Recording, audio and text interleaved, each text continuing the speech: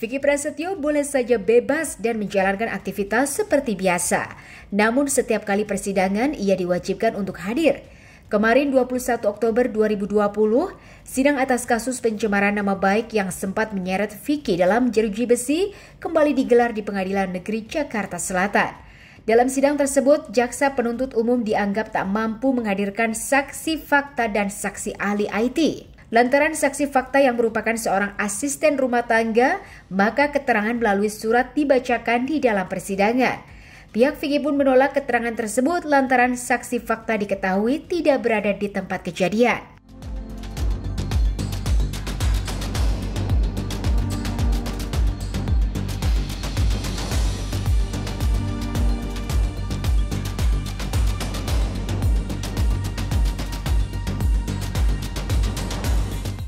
Jadi hari ini jaksa tidak mampu menghadirkan satu saksi fakta dan satu lagi ahli daripada IT. Bahkan tadi diperlihatkan dalam sidang ahli IT ini sudah dipanggil 5 kali, 3 kali atau 5 kali? 3 kali berturut-turut tapi tidak hadir. Yang kemudian saksi fakta yang pembantunya atau babysitter itu juga dipanggil 3 kali juga tidak hadir dengan alasan katanya menikah dan merubah pulang kampung nggak berjalan. Tadi dibacakan keterangan daripada babysitter ya, Sinta ya. Sedangkan Sinta sendiri menurut fakta persidangan nanti kami akan hadirkan saksi juga yang menyatakan sesuai dengan pernyataan Vicky bahwa yang namanya Sinta tidak ada di lokasi pada saat kejadian. Nah, kami menduga bahwa ketidakhadiran Sinta juga mungkin Sinta ini takut karena sudah melihat fakta-fakta persidangan sebelumnya. Bagaimana ketika saksi-saksi sebelumnya ada sesuatu yang kami patut duga dipaksakan, contohnya Bu RT, Pak RT, yang kemudian juga ada 2 media, banyak kejadian pada saat penandatanganan berkas perkara di penyidikan tidak sesuai dengan mekanisme yang diatur di dalam Perkap Kapolri. Menurut keterangan saksi-saksi dari kita juga nanti ada Vicky juga tadi menyebutkan tidak pernah ada di acara atau di kejadian tersebut. Itu menguntungkan kita. Dan bahkan kami sangat pede dengan hal ini bahwa ketidakhadiran saksi ahli bahkan hakim sendiri tadi kan agak cukup menekan kepada jaksa harus dihadirkan ahli. Karena kenapa? Ini bukan tentang fakta, tapi tentang pendapat. Jangan sampai pendapatnya dia itu tidak mampu dipertanggungjawabkan dalam perkara ini.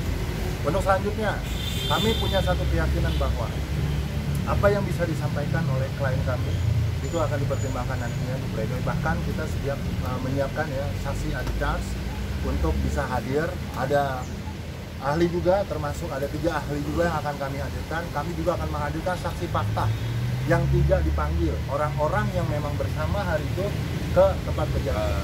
Perjalanan saya kenapa waktu itu bisa menjadi seorang yang tersangka, pasti ada keterangan dari ahli yang menguatkan penyidik dengan ilmu-ilmunya untuk membuat sebuah simpulan yang akhirnya mungkin mereka ada gelar perkara internal yang menstatuskan saya sebagai tersangka. Dan status tersangka awal ini kan yang memberangkatkan saya sebenarnya dilimpahkan ke kejaksaan P21, kemudian saya ditahan di kejaksaan sampai kemudian alhamdulillah majelis bisa membebaskan terdakwa. Dalam arti rangkaian sampai ke persidangannya adalah berangkat dari akarnya itu adalah sebuah status tersangka.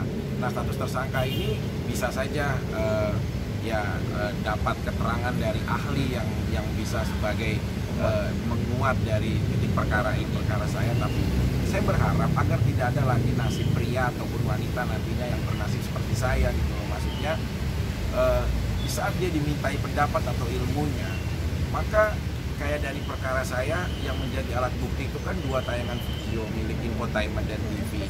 Nah, tadi waktu persidangan itu kemarin dia tidak menonton tayangan itu saat ditanya.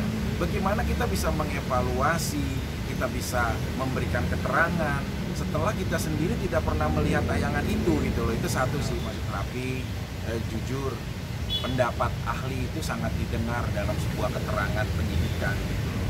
Maka dari itu saya berharap nantinya apabila ada seorang ahli atau apapun, ya lebih telaah lebih dahulu gitu sebelum dia mampu menyimpulkan. Karena seperti tadi, dia bagaimana bisa membuat resume atau simpulan atau apapun evaluasi dari sebuah tayangan atau perkara tanpa dia mengetahui lebih jelas tentang perkara itu. Gitu aja. Saya tambahkan satu, seharusnya Angel punya tanggung jawab juga sebagai pelapor, karena saksi daripada pembantunya itu atau babysitter pasti yang mengajukan itu kan Angel Elga. Nah, kenapa pertanyaannya Angel tidak mampu menghadirkan saksinya sendiri?